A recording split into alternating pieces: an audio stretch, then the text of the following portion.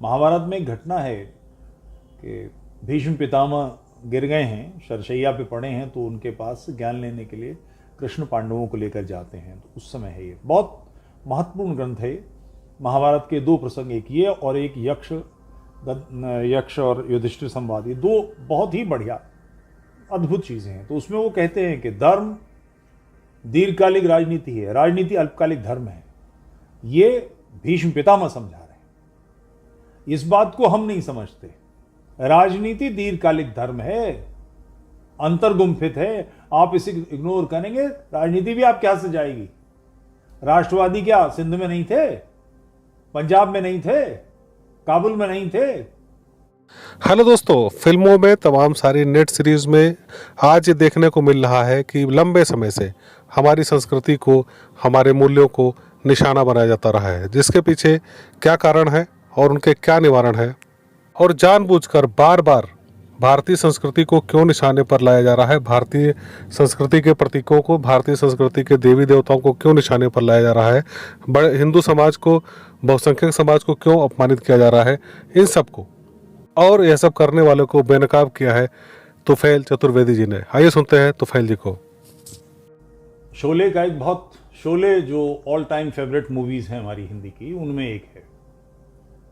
उसमें एक दृश्य है, बल्कि शोले में तो अपनी उस्तादियां भरपूर दिखाई गई हैं। गांव में एक पूरी पिक्चर में जिस कैरेक्टर का कुछ लेना देना नहीं है, वो रहीम चाचा है। गांव में दो लोग हैं, एक उसको गोली मार दी डकैतों ने, और अचानक अजान की आवाज़ आती है। तो उसका बुढ़ा बाप जो अंधा है वो कहता है कि अल्लाह बुला रहा है, मैं नमाज पढ़ने जा रहा हूँ। भाई, नमाज पे अजान कौन दे रहा था गांव में? जिस गांव में बत्ती नहीं है, जिसमें पानी खींच खींच के भरा जाता, उसमें अजान देने वाला कहाँ से आ गया? तीसरा दो थे, एक बाप बेटा। तो तय है ये अजान जावेद अख्तर ने दिए, जिसमें ये डायलॉग लिखे हैं, जिसमें पिक्चर लिखी है, स्क्रीन पे लिखा है।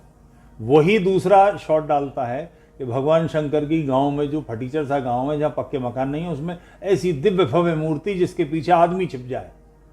वीरू उसके पीछे बैठकर बसंती का उल्लू बना रहा है।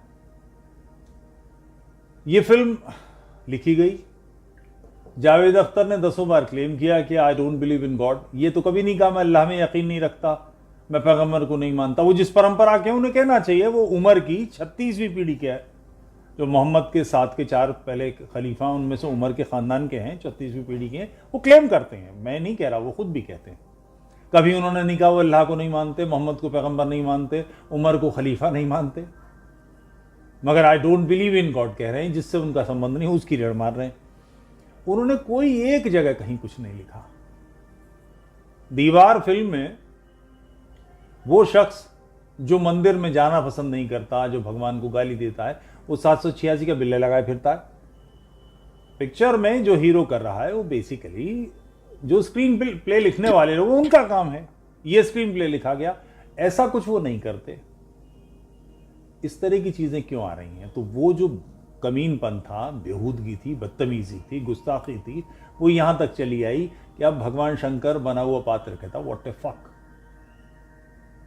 उसका कारण कुछ लोग वामपंथ को देते हैं इसका श्रेय या दोष।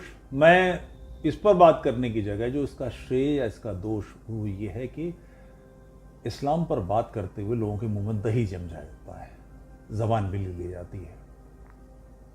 हमारे सिलसिले में चूंकि हम रिएक्ट करते नहीं, हम हंस रहे हैं हा करके। हमारी माँ का, हमारे पिता का कोई पब्लिक में मजाक बनाए तो हम क्या करेंगे? जुतियाएंगे। मगर प्रभु राम का, भगवान शंकर का मजाक बने तो वो हमारे लिए सामान्य बात है। हमारा जो सेंस ऑफ बिलोंगिंग है, जो समूहगत मानसिकता है, वो नष्ट हो रही है। हो रही है क्या? हो चुकी है। मैं कई बार इसका इस्तेमाल करता हूं कि शेर जब शिकार करता है जंगल में, तो जो झुंड भाग रहा है, आप कभी देखिए डिस्कवरी चैनल पे, तो उसमें जो कमजोर जानवर होता है उसका पीछा करता है, और उसको, उसकी टेक्निक ये है कि वो उस झुंड से उसे खदेड़ता है। हिरणों का झुंड भी अगर पलट आएगा तो शेर को मार देगा, तो वो उस कमजोर जानवर को अलग करता है और उसके बाद दबोचता है। ये बात लोगों के ध्यान में कम हो गई कि शेर जैसा जानवर, उसको भी जंगली कुत्ते मार लेते हैं। और उसकी टेक्निक क्या है? 30-40 जंगली कुत्ते एक साथ शेर पर झपटते हैं। सामने से 2 कुत्ते भंबोड़ते हैं, वो उन पर झपटता है तो दाएं बाएं पीछे से 15 कुत्ते 10 कुत्ते उसको काटने लगते हैं। वो दाएं वाले पर झपटता है तो इधर के 3 उस तरफ से उसे घेर लेते हैं, बाएं वाले पर झपटता है तो इधर के 3 लपेट लेते हैं। नतीजा ये निकलता है कि थोड़ी देर में उसके 30, 40, 50, 60, 100 घाव हो जाते हैं और वो जख्मी होकर गिर जाता है। शेर भी जंगली कुत्तों से नहीं भिड़ता। तो ये हमको, जब हम इंडिविजुअल बनते हैं, अकेले होते हैं, उसका नतीजा ये निकलता है कि हम समाज से टूट जाते हैं। और जब समाज से टूट जाते हैं तो फिर अकेले को तो शेर को गिरा लिया जाता है, मेरी आपकी क्या मजाल है। तो ये उस परंपरा का लगातार चला आ रहा हिस्सा है। और इसकी जड़ में, मैं थोड़ा विस्तार से बात कर रहा हूं, इसकी जड़ में वही कुफ्र और ईमान की लड़ाई है। इस्लाम दावा करता है कि उसके पास ईमान है, मोहम्मद पैगंबर है, कुरान उसकी किताब है, अल्लाह एक है, उसमें कोई शरीक नहीं है। ये चैलेंज करने का या इस पर तर्क करने का या बहस करने का मुद्दा है, मगर इस्लाम इस विषय पर बात नहीं करने देता। मोहम्मद का आखिरी खुतबा है, अंतिम जो उसका भाषण है वो ये है कि आज तुम्हारा दीन तुम पर मुकम्मल कर दिया गया, यानी तुम्हारे लिए एक जीवन शैली बना दी गई जो हमेशा के लिए क़यामत तक, यानी सृष्टि का किसी दिन सारी दुनिया मुसलमान हो जाएगी। ऐसा मोहम्मद की कल्पना है, इस्लाम की कल्पना है। और ऐसा होने के बाद क़यामत आएगी, प्रलय आएगी। तब तक के लिए जीवन शैली तय कर दी गई। अब वो 10,000 साल बाद हो, 1,00,000 साल बाद हो, जब भी हो, इस प्रकार का उस जीवन शैली को जो सारी दुनिया के लिए बताई जाएगी, तो जाहिर है कि हम पूछेंगे भैया इसके डूज और डोंट्स क्या है, इसमें क्या करनी है और क्या गलत है, मगर इस पर बात नहीं करने देती। क्योंकि इस्लाम की एक चिंतन धारा है, जो उसका सिस्टम है कि मोहम्मद ने जो कुछ भी अपने जीवन में किया, कुरान की आयत है कि वो परफेक्ट आइडियल पुरुष है सृष्टि का, उसके किए हुए को अपने जीवन में उतारना हर मुसलमान का फर्ज है, जिसे सुन्नत कहते हैं। तो मोहम्मद ने जो कुछ किया, बहुत सारे काम ऐसे हैं जो आज का आदमी नहीं कर सकता, उसको स्वीकार भी नहीं कर सकता। जैसे 52 साल की उम्र में मोहम्मद ने 6 साल की बच्ची से शादी की। 3 वर्ष बाद जब वो 9 वर्ष की हुई और मोहम्मद 55 वर्ष का हुआ तो उनके यौन संबंध स्थापित हुए। आज कट्टर से कट्टर, पक्के से पक्का, बिल्कुल उसामा बिन लादेन जैसा मुसलमान, उसकी 9 साल की बेटी को 55 साल का कोई व्यक्ति हाथ भी रखेगा शिष्टता से तो गला दबा देगा। इस सुन्नत को कोई नहीं मानेगा, नहीं स्वीकार करेंगे। तो इन सब बातों को किसी के गले से कैसे उतरवा दें? इसके लिए आतंकवाद एक टूल है कि आप आवाज ना निकालें। भगवान शंकर का मजाक उड़ाने वाले, हाहा करके हंसने वाले लोगों की जानकारी में है कि शक्कुल कमर, कि मोहम्मद ने अपने अस्तित्व का प्रमाण देने के लिए उंगली का इशारा किया, हदीसों में है, और चांद 2 टुकड़े हो गया। बनाएंगे इस पर सीरियल। और जानकारियां मैं 50 जानकारियां ऐसे दे सकता हूं, जावेद अख्तर के मुंह में दही जम जाएगा, एक लफ्ज नहीं बोलेंगे, होठ सिल जाएंगे। कारण आतंक। तो आपका मजाक मेरा मजाक क्यों बन रहा है? सभ्य होना हमारी कमजोरी बन गई है। जो मर्जी आए लात मारता है, जो मर्जी आए कुछ करता है। इस्लाम जो पिछले 1450-1500 वर्ष से चल रहा है, उसके सारे नियम, हमारा जो विकास हुआ, हम जिस जगह आज संसार आकर खड़ा हुआ है, उसका आधार यह है कि हमने स्वतंत्र मानवाधिकार माने। आप बादशाह हैं, मैं गुलाम हूं, तो मेरे अधिकार आपसे कम होंगे, नहीं चल सकता। स्त्री पुरुषों के बराबरी के अधिकार, किसी महिला का जो स्तर है जीवन का, समाज में व्यवहार में कमी ज्यादा हो सकती है, मगर कानूनी पक्ष वो ये है कि हम सब बराबर हैं। इस्लाम बेसिकली इनके खिलाफ है। हदीस है नाक़िसुल अक्ल, मोहम्मद ने खुद कहा है कि औरत नाक़िसुल अक्ल होती है, यानी मानसिक रूप से काफी कम दर्जे की होती है। कुरान की आयत है कि जहां गवाही की जरूरत हो वहां 2 औरतों की गवाही लो। मैं एक घटना बताता हूं। अफगानिस्तान में एक औरत ने कंप्लेंट की कि मेरे साथ इन 4 लोगों ने रेप किया है। मेडिकल हुआ, तालिबान का जमाना, प्रूफ हुआ कि उसके साथ रेप हुआ है। अब 4 गवाह चाहिए। 4 गवाह अगर होते तो ये रेप हो पाता क्या? संभव नहीं था। फैसला दिया गया कि वो औरत बदचलन है और उन चार लोगों जिन पर आरोप था उनके सहित कबीले के लोगों ने पत्थर मार मार के उसको मार दिया। अगर ब्लास्फेमी कानून बनेगा तो मैं सवाल उठाऊंगा, तो ये घटना दांव पे आ जाएगी, मेरा गला धर लिया जाएगा। एक घटना और, खलीफा हारून अल रशीद, सब डॉक्यूमेंटेड है। वो जब खलीफा बने तो उनका दिल किसी महल की बांदी पे आया। उन्होंने उसे बुलवाया तो उस औरत ने कहा, लड़की ने, कि मैं आपके पिता जो पिछले खलीफा थे उनके साथ रह चुकी हूं, मेरा दर्जा आपकी मां का है। खलीफा उसके इश्क में इतना गिरफ्तार हो गया था कि बीमार पड़ गया। तो जो वजीर थे उन्होंने मुफ्ती, जिसका काम फतवे देना, उससे बात की। तो उसने कहा कि मैं फतवा दे दूंगा, 1 लाख दीनार दूंगा।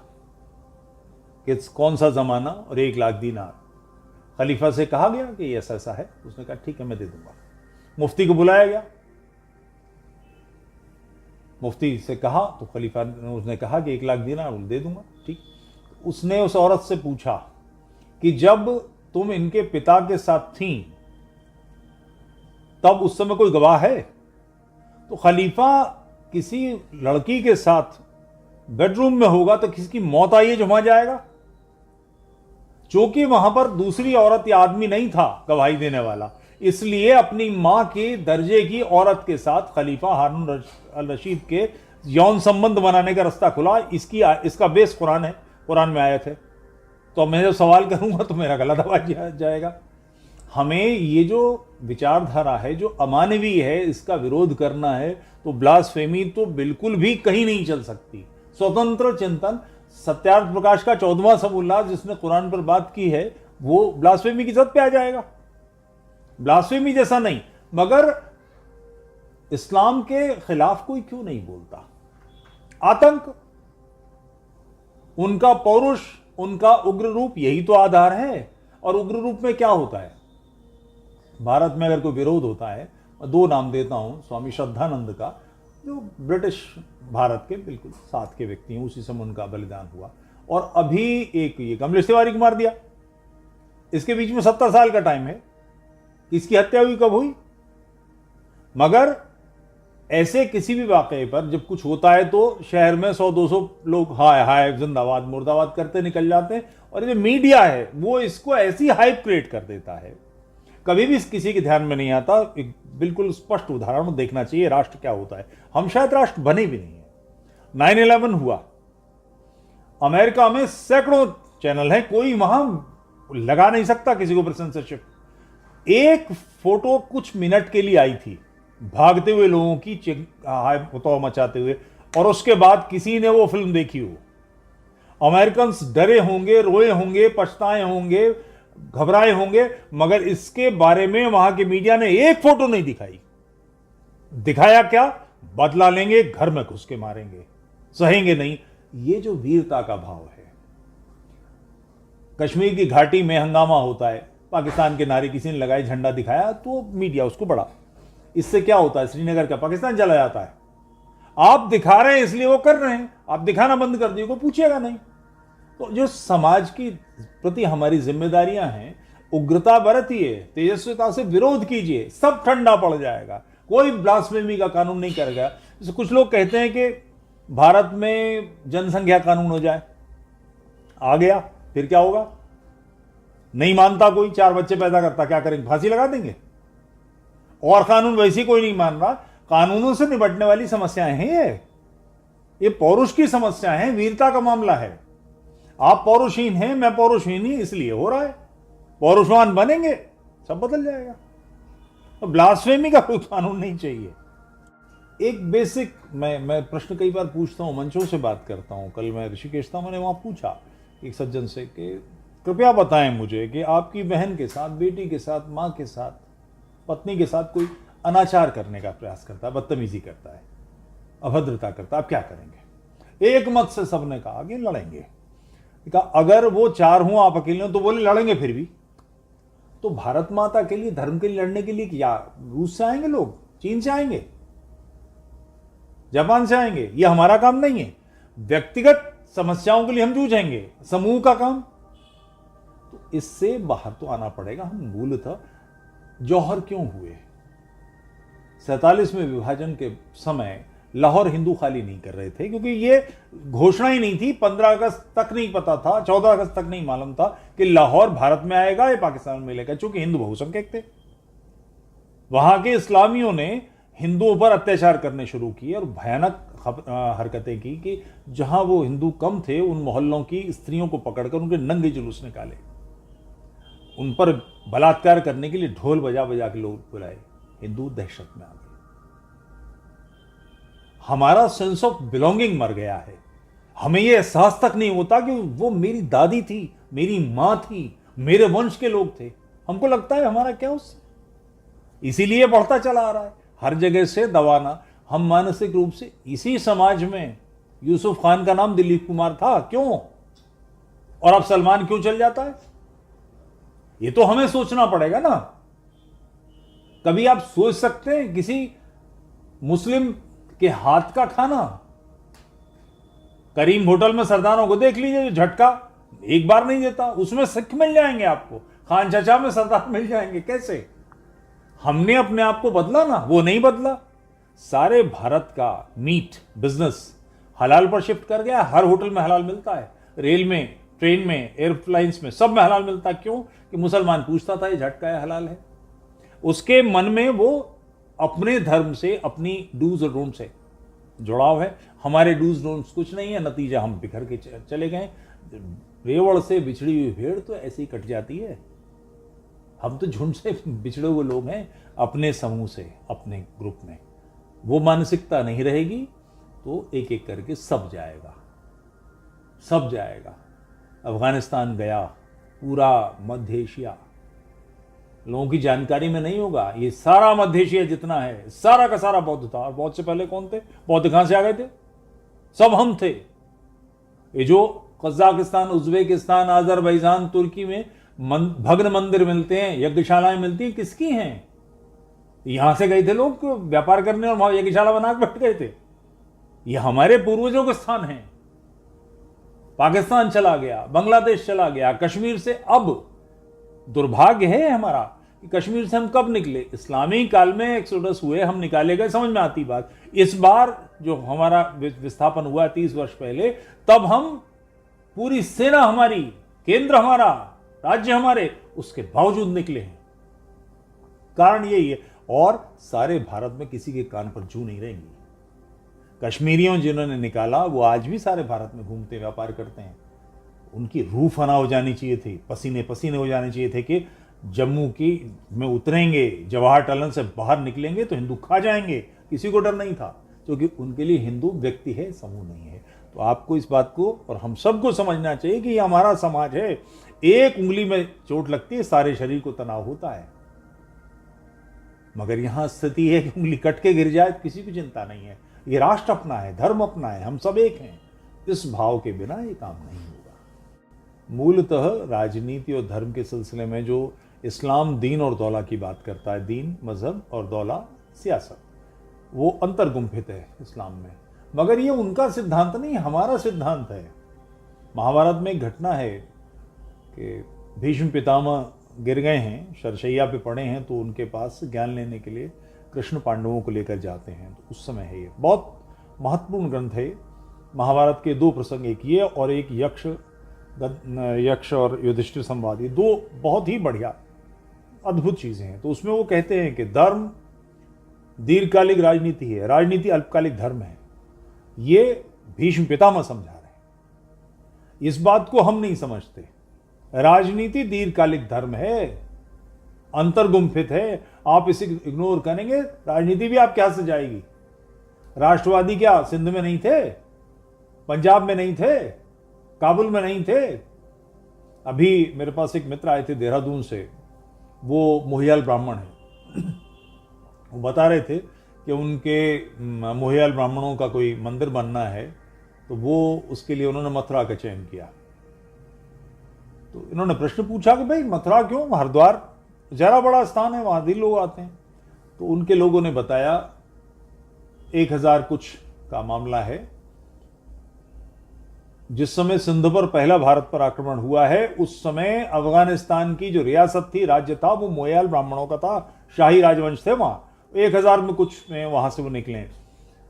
वो राजा हार गया तो उससे कहा गया कि तुम मुसलमान हो जाओ। तो राजा ने शर्त रखी कि मेरे परिवार को सुरक्षित निकल जाने दो। तो वो परिवार सुरक्षित वहां से निकला और उसके बाद जहां उसने अपना शरण ली वो मथुरा था स्थान। दृष्टि देखिए, राजा को मार के राज्य हस्तगत नहीं किया, राजा को मुसलमान बनाया। राजा मुसलमान बनेगा, प्रजा तो बनी जाएगी। आज अफगानिस्तान में कोई नहीं बचा, सब समाप्त कर दिया गया। ये जो बिल्कुल स्पष्ट दृष्टि है, वो दृष्टि हमारे पास नहीं है। राजनीति धर्म का अनिवार्य अंग है। आप इसे छोड़ देंगे, इसे इस तरह से समझिए, मेरे पास अवसर है, मेरे परिवार में, घर में कोई स्त्री आती है, मैं उसके साथ अनाचार ना करूं। क्यों ना करूं? पुलिस के कारण। सड़क पर कोई निकल रहा है जिसके पास पैसा, मैं उसको पैसा ना छीनूं उससे, इसलिए ना पुलिस थाना कचहरी। मगर अगर जंगल में मिल जाए तब वहां तो थाना कचहरी नहीं है। धर्म है जो मेरे अंदर ये बात लाता है कि ये पाप है, आप उसको उड़ा देते हैं, नतीजा सारे राष्ट्र में अनाचार फैल जाता है। धर्म तो अनिवार्य अंग है राजनीति का, इसके बिना चल ही नहीं सकता। धर्म के बिना राजनीति तो शव की तरह है, प्राण है ही नहीं उसमें। और दुर्भाग्य है, मैं आपकी बात से सहमत नहीं हूं, राजनीति पर धर्म का अंकुश होना ही चाहिए। अगर वो नहीं होगा तो वो तो बिल्कुल बावली हो जाएगी, विक्षिप्त हो जाएगी। सनातनी साथियों, वो दोगला चरित्र वाला इंसान जिसको मिस्टर परफेक्शनिस्ट तक कहा गया, बड़ा सम्मानित किया गया, भारतीय समाज ने, हिंदू समाज ने उसकी फिल्में देख देख करके बहुत सम्मान दिया, उसको काफ़ी धन दिया। उस आदमी ने एक फिल्म बनाई पीके फिल्म में जिस तरीके से हमारे भगवानों का, भगवान शंकर का अपमान उसने किया, अगर और कोई समाज होता तो शायद उस कलाकार को, उस व्यक्ति को बहुत बड़ी कीमत चुकानी पड़ती। जबकि कोई इस तरह की प्रतिक्रिया नहीं हुई, फिर भी उस आदमी ने मोदी सरकार के आने के ठीक बाद एक बयान दिया कि अब भारत में डर लगता है। दरअसल सम्मान वगैरह देने की, हमारे प्रधानमंत्री को सम्मान वगैरह देने की जो बातें हैं, वो सब सिर्फ दिखावा है, वो सब सिर्फ एक तमाशा है।